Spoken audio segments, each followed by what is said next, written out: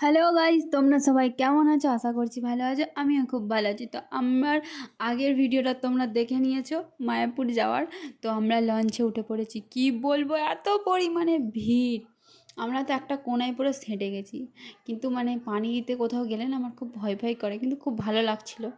মানে এত পরিমাণে ভিড়, ঠেসাঠেসি, কোনো জায়গাতে ভিড় কম নেই।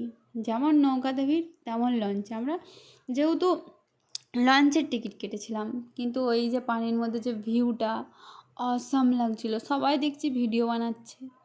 আজকালকার সোশ্যাল মিডিয়ার যুগ, সবাই তো ভিডিও বানাবি। দারুণ লাগছিল দেখতে, মনে হচ্ছে মেঘ আর পানি একসাথে হয়ে যাবে।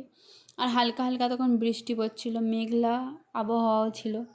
বুঝতেই পারছো তখন, যেটা আমি বলে বোঝাতে পারবো না যে মানে কেমন লাগছিল ঠিক। তো পানির মধ্যে দিয়ে আমরা যাচ্ছিলাম, ঠান্ডা ঠান্ডা আবহাওয়া, মৌসুম।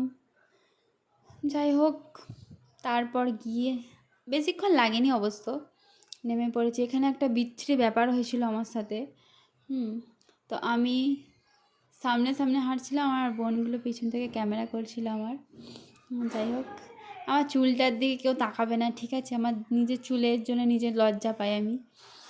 তো আমি হঠাৎ করে হাঁটছিলাম আগে আগে, আরও সবাই ছিল, ওরা আমার পিছনে ছিল। আর ওখান থেকে হাঁটতে হাঁটতে অনেকটাই ছিল, যেহেতু আমরা জানতাম না, তো আমরা ভেবেছিলাম যে হাঁটতে হাঁটতেই যাই আমরা। আর ও ম্যাডামজি তো ফোনেই একদম ব্যস্ত। এখানে অনেক মন্দির ছিল মায়াপুরে দেখার মতন, দেখতে বেশ ভালোই ছিল সব। তো আগেকার পুরোনো দিনের জিনিস। তো বন্ধুগণ, এইটুকুই রইল, বাকিটা পরের এপিসোড।